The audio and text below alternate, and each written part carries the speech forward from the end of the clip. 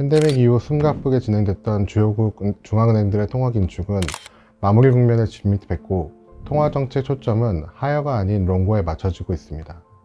미국을 놓고 보면 펀더멘탈 측면에서 물가는 더디지만 하락 추세를 유지하고 있고, 고용도 타이트함이 계속해서 완화되고 있습니다.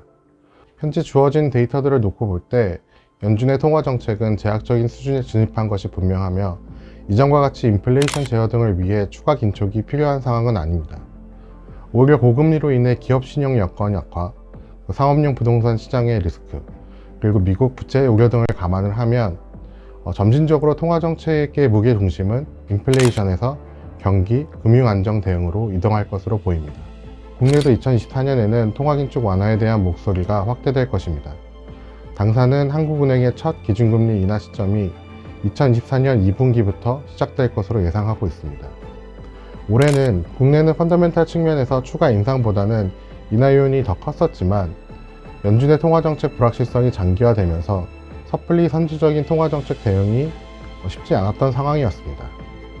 다만 최근에는 연준의 추가 긴축 우려가 크게 완화되면서 한국은행도 통화정책에 대한 부담이 크게 완화되었습니다.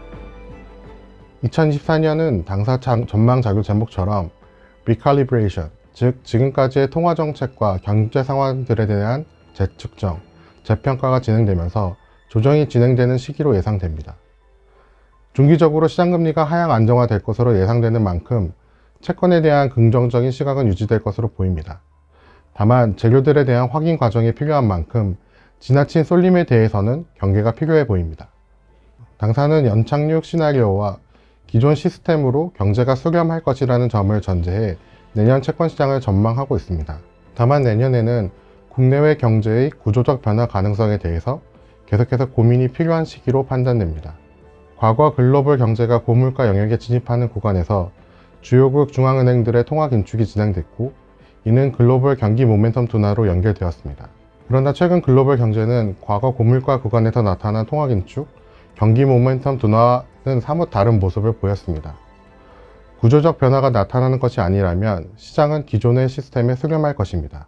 그러나 그렇지 않다면 기존과는 다른 조건 또는 다른 방식의 입력이 필요하게 될 것입니다.